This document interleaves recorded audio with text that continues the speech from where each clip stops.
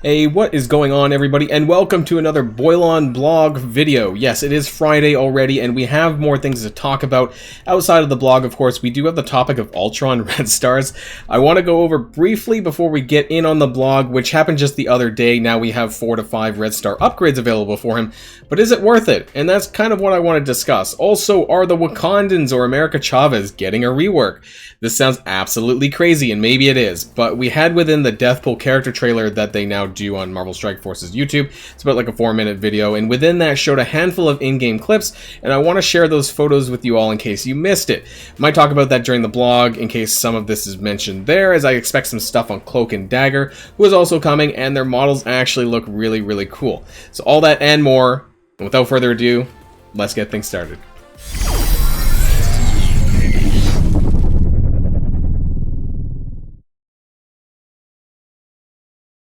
So before we get onto the blog of the day, I do want to talk about the Dark Promotion Credits update. Now, this was in the mail yesterday. So now they've actually upped the upper limit of the Dark Credits, so now you can have up to 3,000, sorry, not 5,000, up to a total of 3,000, and now you can buy 4 and 5 Red Star Ultron upgrades. Now, my question is, A, is it worth it? B, where will we use him? And C, does this mean that we might see Dr. Doom get promotions in the future since they've raised the cap? That's what I'm kind of curious about, and what makes me skeptical about whether or not I want to spend any of this, not that I even do have that much. So in terms of Dark Credits, actually, I only have like 650, so I'm pretty far away. If I'm not mistaken, I think Ultron was 1,000, 1,500, and 2,000 for 1, 2, and 3. So my guess is it's 2,500, 3,000 for 4 and 5. Please correct me in the comments down below if you've done any of this. What I'm curious about is, does it matter? Is it going to make him good enough? Because the problem is his base stats kind of suffer. His bots are really good, but I find like a light AoE, even in like Doom Raid, for example, really just obliterates or knocks into the red the Doom bots, or not the Doom bots, the Ultron bots, and this causes a bit of a problem. So very quickly before we get to the blog, I just want to share, if I can share this anyways, in Doom Raid, I'm going to go on Strike Team 3 because they are quite low. There is where's the tech node? The tech boss, damn, it's been cleared. Is there a section where there's no tech on this side? Probably. Here, tech, where's tech? Tech, here. Okay, so there's multiple black bolts in this node. There's 3 black bolts, and there's quite a few characters that have AoE as well. And so my concern is that they're just not going to hold up in Doom Raid. Now, definitely not on this boss node here. We don't know what Doom Raid 2 is going to look like, but if there's any remotely, enemies that would cause some issues, let's say even a Kestrel. What if there's a Kestrel in Doom Raid 2 tech? Then it kind of makes Ultron obsolete. Now, is these 4 and 5 Red Stars worth it for, say, Alliance War or other game modes? I'd rather just save it. Unless you're forced to buy it because you've capped out on your Dark Credits, then go for it. But it makes me wonder, are we going to get a 5 Red Star Dr. Doom, on the horizon? Maybe by the end of the year. Is that possible? Because now we're sitting at 7 yellow, 4 red. Are we going to see any upgrades? Maybe at a very upper limit, like 3,000 plus Dark Credits for that 5th Red Star? I don't know. Maybe it's worth considering. But I just don't see... There are some content creators who swear by Ultron, and I just don't see the appeal. I don't think he's worth gearing, especially if you haven't already, because he requires so much gear investment. Now, I don't want to make this all about Ultron. I just wanted to say that. Let me know what you think about Ultron in the comments down below. Let's jump on over to the blog, though. Okay, so it looks like we finally got the blog post. I actually did a bit of a roast of this Meta Player Guide 2021 because I wasn't sure if the blog post was actually going to show up. So do look forward to that in a future video. We're going to be discussing that and going over the bad advice that's in that. But for now, we do have the blog post, Master of Martial Arts. Now, I'm surprised. This is Shang Chi. I was thought that we were going to get some info on Cloak and Dagger, but we'll talk about those photos that I mentioned a little bit later on as well. So greetings, Commander. Sharpen your knuckles and get ready to rumble with one of the greatest hand-to-hand fighters to walk next is Earth. After shaking hands with a human weapon, we have the rest in peace roaring details for Deathpool's upcoming event. Campaign blitzes for those who operate in the shadows. I don't know what is going on here. I am lost. Okay, a repeating legend. Yeah. Okay, let's just go through it. In the newest Heroes for Hire. Damn it. So it is confirmed. Shang Chi Heroes for Hire. I'm disappointed. The son of an immortal crime lord, Shang Chi. Okay, this is just the backstory to him. I'm really disappointed that they didn't decide to do the Mandarin, because we really need more villains. And that's a topic of a video to come probably in the near future here that's going to be coming out, because we need more villains, and I did do a villain video about all the ones that I want to come to the game. Shang-Chi joins the Heroes for Hire team as a brawler who brings high health, damage, and speed to battles. Okay, we're going to look at his kit one by one, though, here, ignoring taunt. Alright, let's look at it. So he's a Hero City skill brawler, Heroes for Hire. I wasn't sure if he was going to be skill or mystic, actually, but looks like we got confirmation on the skill part. He is a city hero, which is interesting, and he maybe, I don't know, maybe you might want to use Heroes for Hire in Dark Dimension 3 or 4 city, because, you know, I talked about how bad it is to farm symbiotes now. Symbiote Spider-Man specifically and Anti-Venom just really are not great for new players, so I wonder if this is going to be an option. I don't know, let's find out. Basic, pressure point strike, attack primary for 300% plus apply slow, 1 turn of slow. Gain 50% crit if the primary target has any positive effects. Okay, is what it is. Special deadly hands, 2 out of 4, so this is a turn 2 ability. Although, when on war defense, they all get full charges anyway, so it's probably going to go to the ultimate first anyways. Attack primary and adjacent targets for 380%. Clear all negative effects from self and all Heroes for Hire allies. So this is a cleanse. I mean, they already have a cleanse, I'm pretty sure, in the form of Iron Fist special. Clear 1 negative effects from all other allies, so in case they're not Heroes for Hire, like a... Oh wait, I was going to say 5th member. Nope, there's 5 members now, so you're not going to be running 4+1. Gain +2 counter up to a maximum of 5. Fill speed bar by 50%. Wow. On war defense, this attack targets the most injured, non-summoned, and adjacent targets instead. So kind of like a Deadpool special, but also attacks adjacent targets as well. This attack ignores taunt and stealth, and fill speed bar by 75% on war defense. So that's quite a bit. Ultimate Way of Fury. Attack all enemies for 450% damage plus 75% per positive effect from the primary target. Wow. This is kind of like an Ultimus ult here, because he gets offense up and does additional bonus attack damage per positive effect. And reduce speed bar of all enemies by 10%. Not a lot, but, you know, it might be enough for some cases.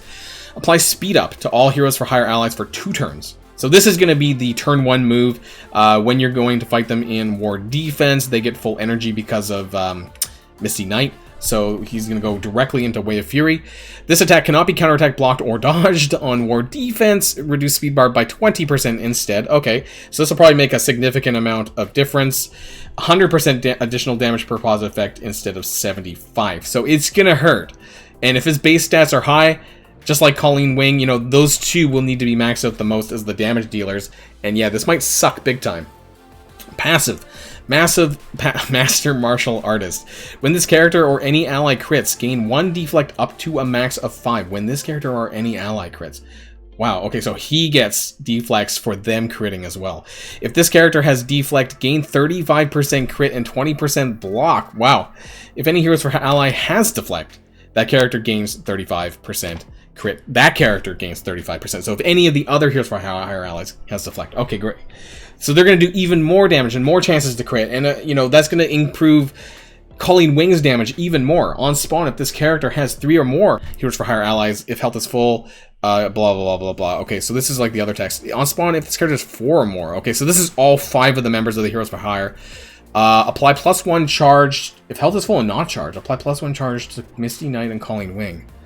I'm a bit confused on this part. Like, don't they respawn with charges anyways? Let me know if I'm misreading that or why this matters. At end of any turn, if charged and below 50%. Okay, this is the revive shit. This is the healing and all that, and yeah, blah blah blah blah blah, just like they all do. So yeah, an extra member. Is he going to be better than, say, having Kestrel on the defense alongside them in rooms with the security debuff? I don't know. Is he usable in Dark Dimension? Does this make Heroes for Hire viable in Dark Dimension? I don't know either. Maybe. Could be interesting. He has low cooldown, so that's kind of Nice, I guess. Let's see what else is there. Shadows of Deathpool and Postmortem. At the time is to recruit Deathpool. Yeah, blah, blah, blah. August 20th. So we got confirmation here on the date for Deathpool's event, which is actually next Friday. So that's sooner than I thought, because we're going to have the patch, my guess is on August the 18th. Maybe Tuesday, but they've been doing Wednesday patches recently. And so that's pretty close, pretty soon that we're going to get this event. I thought maybe it would be the Friday after, but apparently not. So that's nice. This is the Deathpool event. Did they change things? Why is there so much text here? For this death-defying adventure, you'll need a top team with a devoted trait for hard difficulty. Just like Sharon Carter's event, the medium difficulty is reduced. Okay, so this is just letting us know how these things work.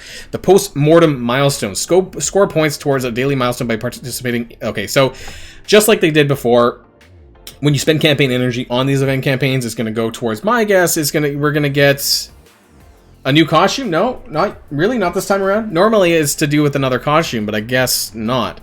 And battling points using Deathpool in arena and raids. Dig up rewards, including origin gear. So normally, what happened for Sharon Carter, I believe you got bit credits for, I forget which costume now. But you got origin gear, including superior uniques out of this, because you got a lot of titanium. And this was every 2 days, if I'm not mistaken. I don't know if this is going to be the same for this one here. Orange Elite Orb Fragments and T2 ISO 8 credits. Okay. Gear crafting bug. Arriving with next week's version 5.6 is a fix for a bug that affects gear crafting. Is costing more gold to craft gear piece by piece than crafting the full gear part at once. This was not the original intention. I meant to do a video on this a long time ago, because if you were someone who actually upgraded the pieces, the gear piece by piece, yes, you were inevitably spending more gold than you were before. So yeah, my bad for not making a video on that, but looks like we are going to be getting some compensation. We're upgrading the gold calendar to, I don't know, a 2-week login calendar, or was a total of 10 million gold, which will start August 20th. Upgrading the update gold calendar. Okay. Wow, that's a lot of extra gold. 10 million gold. Thank you. I'll be hoarding that. I'll be sure to hoard that for level 85. Ultron Red Star. So we talked about this already. You might want to start planning on bringing Ultron into the shop. Okay, so this has already happened. This was yesterday. We discussed this already. Strike Pass. The current Strike Pass is coming to close on August 17th. Cap Sam coming back for round 2 Strike Pass. So, what does this mean, guys? I think this puts a high probability now that Cap Sam and the Secret Avengers might be the next legendary team, mainly because that's 2 in a row. Polaris was 2 in a row. This might not mean anything, but hey, they do like to go with similar formulas, and this definitely raises a red flag for me about whether or not they're going to be usable in the next legendary event. So do keep that in mind. We're getting 2 strike passes for Cap Sam. Free to play, this will get you to 3-star. And if you pay, that will get you to 4-star in a bit, 200 shards. So keep that in mind. Store updates. Okay, what's happening? What's happening? Permanently removing the milestone orbs and ability orbs. Thankfully, that's about time. Now, I wish they gave us more ways to get these ability orb fragments, because it's honestly trash. The fact there's tier 1, 2, and 3 ability orb fragments in the milestone orb 2 makes it that much harder to get 1 orb for each of these. It's ridiculous. Over in the costume store, Thor's Siege costume will be available for purchase permanently. Costume credits. So that's interesting. So it looks like we're getting quote-unquote farmable costumes that they're going to come back and into the store. I actually started a spreadsheet for costumes just to see if something like this would happen. So now I can update this, I guess, and that will let us know that that's on the agenda. So then on August 20th, 2 big names will be... What? Why are they bringing back Silver Surfer for FN Power Cores? Okay, so Shang Chi is going to have that same Power Core appearance, 100% rate, like Moondragon and Maria Hill. So my guess is Shang Chi is going to be a 100 shard character unlock. He's going to be available in the store for 10 shards for 800 cores. That's what happened previously. Now, I wouldn't recommend this. A, because Shang-Chi is an Alliance War character. Do not overinvest in these kind of things. And B, it's a lot of power cores. I did this for Moondragon, but she was highly meta, and I think that was way, way, way more worth it than it would have been for Maria Hill or for Shang-Chi. So please, do not fall into the trap of spending your power cores on Shang-Chi, because you would need to spend about 8,000 power cores to get them unlocked. Not worth it. Please don't do that. You want to spend your power cores on Deathpool's event, which is coming ASAP. Returning legendary events. Star-Lord. Not important. Not important at all. Upcoming blitzes. Agent Coulson blitz, also not important because he's in the blitz store now. And Moon Knight, when we're also getting Moon Knight in the RTA, are we not? So a Moon Knight blitz and an RTA with Moon Knight in it. We're getting a lot of Moon Knight. Okay.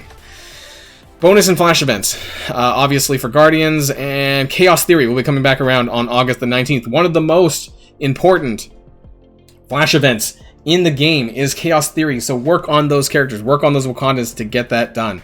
Now, since we didn't get stuff regarding Cloak and Dagger, I want to talk about the screenshots that came from that video. If you haven't seen the Deathpool character trailer, you do watch that. I'll leave that in the comments down below. It's not super important, but there were some particular shots from there that I want to show you guys. This is the first one. So we were going, if you go through the video, it basically showcases Deathpool and Cloak and Dagger alongside some other Hero Mystic characters. So I'm surprised we actually didn't get the kits for Cloak and Dagger officially. This is what Cloak and Dagger look like. I think they look really cool. Actually, I really like the model for Cloak. I was hoping that Wiccan, if he does come in the future, would look something like this with different colors. But yeah, I really do like the Cloak and Dagger models here. Alongside Deathpool, of course. But who do we have in this picture? M'Baku and Black Panther. I don't know why I paused there for a second. Yeah, interesting, right? Hero Mystic synergy. Would that make them worthwhile? I don't know. Almost makes me want to try, just out of sheer curiosity. I don't know if Cerebro is trying to tell us something. I don't know if he's saying this is a good idea or not. From what we know, this probably isn't a good idea. Are they getting a rework? I don't know, probably not, but I think this is really funny anyways. And hey, if you're sitting on a tier 14 or 15 Black Panther and M'Baku for whatever reason, maybe M'Baku is the tank that you need for this Hero Mystic team. I don't know. Maybe Black Panther is the damage dealer you need for this team. I also don't know, but this seems absolutely crazy. Anyways, moving on to the next one. We have Deathpool in what looks to be a Hero Brawler team. Now, what's obviously missing is there's no Miss Marvel. So why in the hell are you running Wolverine when you should be running Miss Marvel there instead? Now, what's interesting, though, is America Chavez does give... America Chavez, because everyone's talking about America Chavez, because we know that the way that Cerebro skims through community stuff is he finds out how often people are saying certain words. So, America Chavez, America Chavez, America Chavez. So if you say it 3 times, it's going to come true, right? So she has a passive that improves hit points for Hero Brawlers. If you T4 it, it's plus 20%. That's interesting for Deathpool, because also Deadpool will revive permanently if Deathpool's still alive. So, this I don't know. Maybe this would be like a war defense kind of team. I'm not sure what you would do with this exactly, but yeah, get rid of Wolverine, put Miss Marvel on there, and at the very least, Miles is a Young Avenger. I would actually replace Miles and put Squirrel Girl in, but yeah, who knows? This is crazy. Is America Chavez going to get a rework? I think this is actually more likely than the Wakandans, because we need some improvements to the Young Avengers who haven't been really finalized. So I think that's more likely than the others. Now, there were a couple other photos. This one's a little bit blurry. This was part of the video as well, and it showed Cloak and Dagger and Deathpool with Heimdall and Hela. Now, Heimdall is also a Hero Mystic Brawler. Why in the F would you want to run Heimdall? I don't know, but they're saying you could do that. So please don't overly gear Heimdall. He is trash right now, but I think that is hilarious. The next one, also great photos of Cloak and Dagger here. Really like how Cloak looks, by the way. Dr. Doom and Ultimus, because they are Mystic characters to synergize with Deathpool. So yeah, I don't know how viable this is either. Obviously, we don't know what they're trying to do or what game mode this is. Could be just Blitz. But yeah, don't do Ultimus either. Not a really great character. So that's all I have about Cloak and Dagger. We didn't get any info about them, unfortunately. There are some leaked kits for them out there, but I would have liked to see some official word from them. Unfortunately, we didn't get them. That's something else, sorry. And yeah, it wasn't in the blog post, but we got all this stuff about Shang-Chi, so I guess we'll be waiting until the patch, which likely will be coming Tuesday or Wednesday next week. And that's the end of the blog video, guys. And let me know what you think about Shang-Chi. Let me know what you think about Cloak and Dagger anyways, and let me know what you think about the Wakandans and America Chavez. And that was about it, really, that we covered, I think, here. And Lots of gold coming. Let me know what you think about Ultron Red Stars and his viability, and what you think about Cap Sam's Strike Pass and the potential for Secret Avengers to be a legendary unlock. That's everything, guys. Thanks for coming around, and because it's Friday, enjoy your weekend, everyone. And until next time, stay safe, and I'll see you all later. Oh, stay safe and healthy, and I'll see you all later. Boilon signing out.